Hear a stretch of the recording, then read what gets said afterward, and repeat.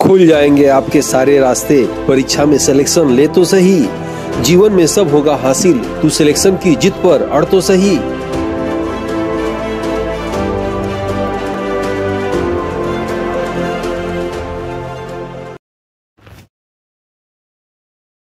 Aditya classes exam गुरु channel में आप सबका स्वागत है। आज हम लोग की क्लास जो है प्रमुख व्यक्तित्व फेमस पर्सनालिटी से रहेगी। पहला पार्ट इसका आपको क्लास दे दिया गया है, आज दूसरा पार्ट है। और याद रखिएगा ये असिस्टेंट प्रोफेसर जीएस पेपर के लिए इंपॉर्टेंट तो है ही है, साथ में जो है आपके किसी भी वनडे एग्जामिनेशन के लिए ये क्लास इंपॉर्टेंट है। देखिए मुझे लगा आज क्लास आप लोग के लिए नहीं पाएंगे क्योंकि माइक सेक्शन थोड़ा सा माइक आज खराब हो चुकी है और चल नहीं रहा है ठीक से। हो सकता है आवाज में आपको दिक्कत हो तो थोड़ा सा भाई कॉम्प्रोमाइज करिएगा। मैं ईयरबड्स लगा के इसलिए पढ़ा रहा हूँ, कम से कम आवाज जहां तक हो आपको तेज पहुंचे। तो आगे देखते हैं प्रमुख व्यक्ति से संबंधित। और ये आप जानते होंगे भारतीय राष्ट्रीय आंदोलन की ये पूरी चैप्टर की हम लोग की क्लास समाप्त होगी और ये हम लोग की क्लास चल रही है। इसके बाद ये चलेगा, इसी क्रम में पूरा क्लास छोटे छोटे टुकड़ों में हमने करके पढ़ाया है ताकि लास्ट में आपको जो है ये पूरा कहीं से प्रश्न आएगा भारतीय राष्ट्रीय आंदोलन से आपसे गलत नहीं होगा। ठीक है, पहले हम पढ़ेंगे डीके कर्वे के विषय में जानेंगे या गोगो केशव कर्वे के विषय में। भारत के प्रथम महिला विश्वविद्यालय के संस्थापक थे, याद रखिएगा मुंबई में। पूछा जा सकता है कि भारत के प्रथम जो है महिला विश्वविद्यालय के संस्थापक कौन है, तो क्या आप बताएंगे? आंसर क्या लगाएंगे? डीके कर्वे। याद रखिएगा विवाह प्रतिबंध निवारक मंडली और विधवा गृह की स्थापना इन्होंने किया था। नेक्स्ट हम लोग देखेंगे बाल गंगाधर तिलक, इनके विषय में एग्जाम में प्रश्न आते हैं, याद रखिएगा। एक एक पॉइंट इनका देखिएगा ध्यान से। इनकी उपाधि दी गई थी लोकमान्य और ये इंडियन अर्नेस्ट के लेखक थे। भारतीय अशांति के जनक।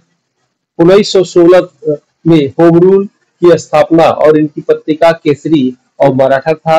भारत में दो उत्सव शुरुआत किए थे, गणपति उत्सव 1893 में और शिवाजी उत्सव 1895 में, आप याद रखेंगे। मांडले जेल वर्मा में इन्होंने एक पुस्तक लिखी थी जिसका नाम जो है गीता रहस्य था।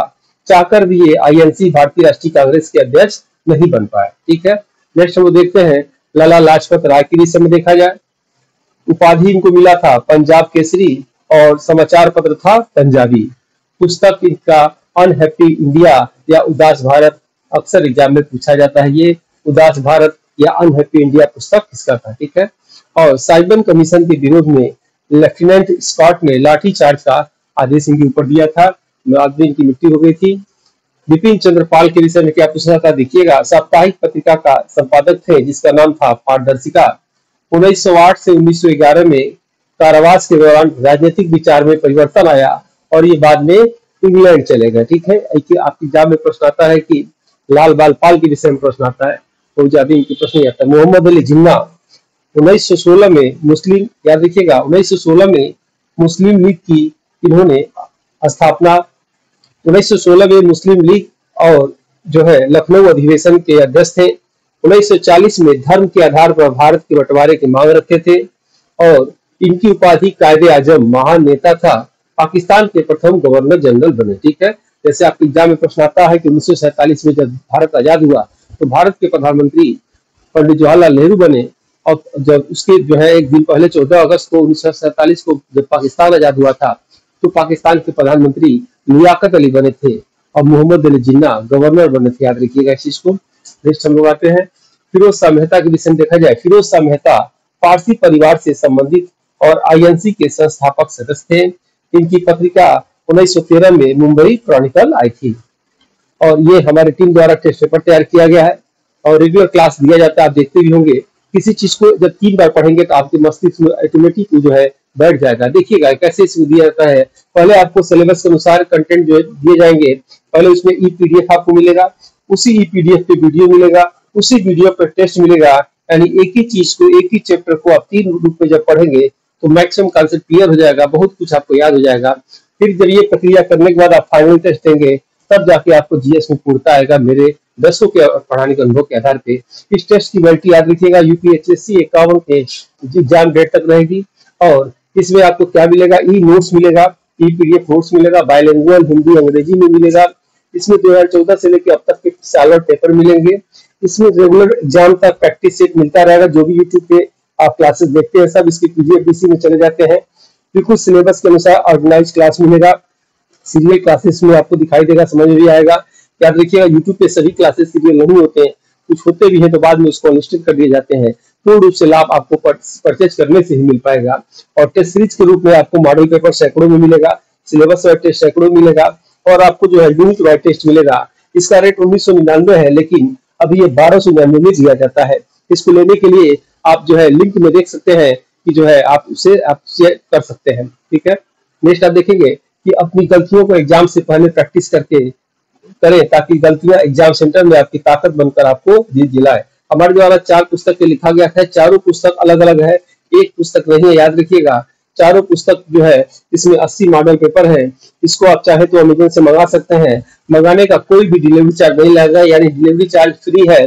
साथ में ये पुस्तक भी आपको फ्री में दिया जा रहा है, मात्र 499 में आप चाहे तो इसे ले सकते हैं। ठीक है, कमेंट बॉक्स में इसका लिंक दे दिया गया है, आप चाहे तो इसे मंगा सकते हैं, टेस्ट का भी उसका भी। ठीक है, और ये मैं पुस्तक आपको दिखाना चाहूंगा, और ये पुस्तक आप लेके प्रैक्टिस शुरू करिए। एग्जाम डेट आए लेट आया तो लतीफ है, लेकिन तब तक आप प्रैक्टिस करते रहिए। मेरे हिसाब से कोई भी एग्जाम देने से पहले इस बुक में जितने जीएस की पुस्तक क्वेश्चन है, सभी क्वेश्चन को आपको प्रैक्टिस करके 2-3 बार तब जाना चाहिए, क्योंकि सभी प्रश्न चुनिंदा और इम्पोर्टेंट है।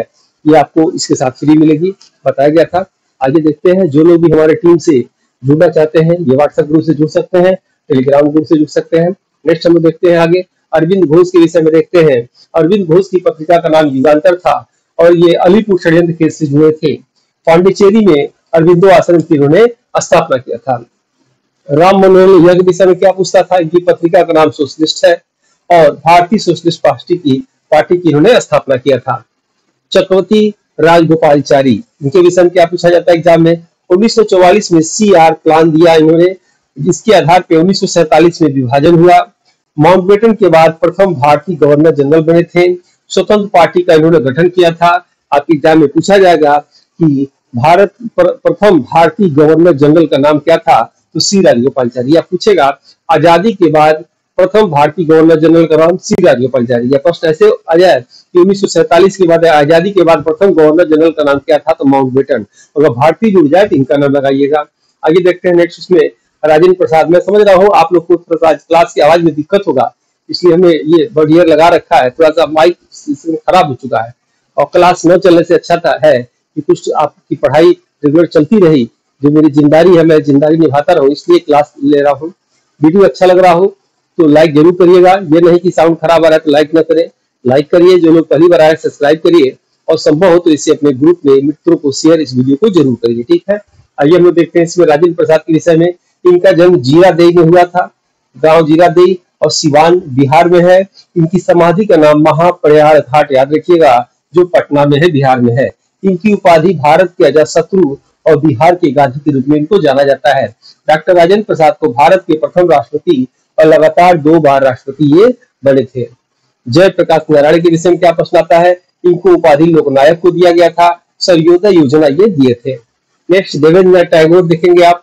देवेंद्रनाथ टैगोर की उपाधि प्रिंस थी, याद रखिएगा। तत्वबोधिनी सभा के संस्थापक थे और तत्वबोधिनी पत्रिका के भी संपादक हैं। इनके 2 पुत्र थे, रविन्द्रनाथ टैगोर और अविन्द्रनाथ टैगोर।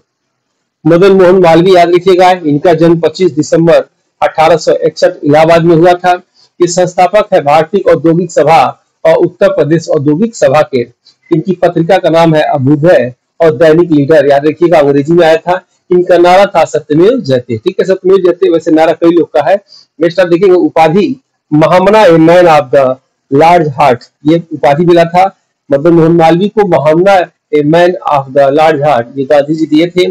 स्थापना ये 1916 में क्या किए थे, बनारस हिंदू विश्वविद्यालय की इन्होंने स्थापना किया था। नोट में याद रखिएगा, नोट जो भी हो इंपॉर्टेंट होता है, याद रखिएगा, मैं लिख भी दे रहा हूँ और ध्यान से बिल्कुल से आप देखेंगे। मदन मोहन मालवीय अटल बिहारी वाजपेयी का जन्म 25 दिसंबर को हुआ था, इसलिए 25 दिसंबर को सुशासन दिवस मनाया जाता है। वह 25 दिसंबर 2015 को एक साथ मरणोपरांत भारत रत्न पुरस्कार दिया गया। नेक्स्ट विनायक दामोदर सावरकर, 1899 में मित्र बेला का जो है 1904 में नाम बदलकर अभिनव भारत सोसाइटी रखा गया। इनकी पुस्तक का नाम था वार ऑफ इंडियन इंडिपेंडेंट, याद रखिएगा, विनय दामोदर सावरकर की पुस्तक का नाम था। चितरंजन दास, याद रखिएगा, उपाधि देश बंधु की और राष्ट्रीय वकील कहे जाते थे। ये संपादक थे वंदे मातरम के। चंद्रशेखर आजाद की जन्म पूछेगा तो भावरा मध्य प्रदेश, जिन्होंने स्थापना किया था 1928 में हिंदुस्तान सोशलिस्ट रिपब्लिक एसोसिएशन की स्थापना इन्होंने किया था, जो है HSRA की स्थापना किया था। काकोरी ट्रेन डकैती याद रखिएगा, वर्तमान में इसका सरकार ने नाम रखा है काकोरी ट्रेन एक्शन केस में यही बच गए थे। यही प्रश्न आता है। इनका एक नारा था, अब भी जिसका खून न खौला वो खून नहीं वो पानी है, जो देश के काम न आए वो बेकार जवानी है। ये किसका कहना था? ये चंद्रशेखर आजाद जी का। दीनदयाल उपाध्याय देखिए एग्जाम में आता है अक्सर। 25 सितंबर 1916 मथुरा में इनका जन्म हुआ था। भारतीय जनसंघ के संस्थापक सदस्य थे और ये प्रथम अध्यक्ष थे। नोट में देख लीजिएगा, मुगल सराय रेलवे स्टेशन व कंडला बंदरगाह का नाम परिवर्तित करके दीनदयाल उपाध्याय रखा गया। ठीक है। और जो है 25 सितंबर 2014 को अंत्योदय दिवस मनाने की घोषणा हुआ। और ये टेस्ट हमारे जो है देख सकते हैं, जिनको लेना ले सकता है। ये चारों बुक अलग अलग है, चाहे तो इमेजन से मंगा सकते हैं। कमेंट बॉक्स में इसका लिंक दिया गया है और ये चाहे तो जुड़ सकते हैं। जल जीवन राम के विषय में क्या प्रश्न आता है? स्वतंत्र भारत के प्रथम ये श्रम मंत्री थे। एनी बेसेंट याद रखिएगा, आयरलैंड की महिला थी। 1916 में होम रूल की आंदोलन की स्थापना इन्होंने मद्रास में किया था। 2 पत्रिका याद रखिएगा, कॉमनवेल्थ और न्यू इंडिया, ये निकालती थी। प्रश्न आता है याद रखिएगा, न्यू इंडिया यहाँ दिया हुआ है। यंग इंडिया अगर दे देगा तो यंग इंडिया किसका? महात्मा गांधी का। ठीक है, इसलिए ध्यान से देखेंगे। न्यू इंडिया एनी बेसेंट का, कॉमनवेल्थ एनी बेसेंट का। नेक्स्ट है भगिनी निवेदिता, आयरलैंड की महिला, बचपन का नाम मार्गरेट और इनके गुरु स्वामी विवेकानंद। याद रखिएगा, इनकी उपाधि 2 मिला हुआ था। मानस कन्या विवेकानंद द्वारा कहा गया और भगिनी श्री अरविंदो द्वारा कहा गया। नेक्स्ट है सरोजिनी नायडू, उपाधि भारत कोकिला, वो INC की प्रथम भारतीय महिला अध्यक्ष। याद रखिएगा, भारतीय राष्ट्रीय कांग्रेस की प्रथम महिला अध्यक्ष वो भारतीय थी सरोजिनी नायडू। अब वैसे पूछेगा भारतीय राष्ट्रीय कांग्रेस की प्रथम महिला अध्यक्ष तो एनी बेसेंट याद रखिएगा। और कानपुर अधिवेशन में 1925 में भारतीय राष्ट्रीय कांग्रेस की प्रथम भारतीय महिलाएं बनी थी अध्यक्ष। कैसरे हिंद की उपाधि मिला, बाद में उन्होंने वापस कर दिया। सविनय अवज्ञा आंदोलन, द्वितीय गोलमेज सम्मेलन, भारत छोड़ो आंदोलन में गांधी जी की ये सहयोगी बनी थी। भारत व उत्तर प्रदेश की प्रथम महिला राज्यपाल बनी थी, यानी उत्तर प्रदेश की प्रथम महिला राज्यपाल का नाम सरोजिनी नायडू। याद रखिएगा। और ये भारत की, उत्तर प्रदेश के साथ साथ भारत की भी थी। ठीक है, इन्हें भारत कोकिला कहा जाता है और स्वर कोकिला स्वर्गीय लता मंगेशकर जी को कहा जाता है। ठीक है। डॉक्टर मुथुलक्ष्मी रेड्डी याद रखेंगे आप, 1930 में नमक सत्याग्रह में गांधी जी के साथ गिरफ्तार हुए थे। और भारत की प्रथम महिला चिकित्सक डॉक्टर मुथुलक्ष्मी रेड्डी, इनके यह नाम आता है। सुभद्रा कुमारी चौहान पूछा जाता है इनके विषय में, याद रखिएगा, इंपॉर्टेंट है। स्वतंत्रता संग्राम में भगत सिंह व अन्य क्रांतिकारियों के साथ मिलकर इन्होंने कार्य किया था और इनका शौक था क्रांति गीत गाना। इनकी कविता संग्रह था जागृति, देशभक्त से भरी कविता। इनकी प्रसिद्ध रचना है झांसी की रानी, मुकुल और बिखरे मोती। तीनों याद रखिएगा, झांसी की रानी, मुकुल, बिखरे मोती किसका है? सुभद्रा कुमारी चौहान का। राजकुमारी अमृता कौर याद रखिएगा, भारत की प्रथम स्वास्थ्य और कैबिनेट महिला मंत्री। याद रखिएगा, पूछेगा भारत की प्रथम महिला स्वास्थ्य मंत्री और कैबिनेट मंत्री राजकुमारी अमृता कौर। जैसा कि आप जानते होंगे, ये भारतीय राष्ट्रीय आंदोलन का ये चैप्टर हम लोग समाप्त कर दिए। ये तो क्लास ले चुके हैं। अब नेक्स्ट क्लास हम लोग का भारतीय राष्ट्रीय कांग्रेस के विषय में रहेगा।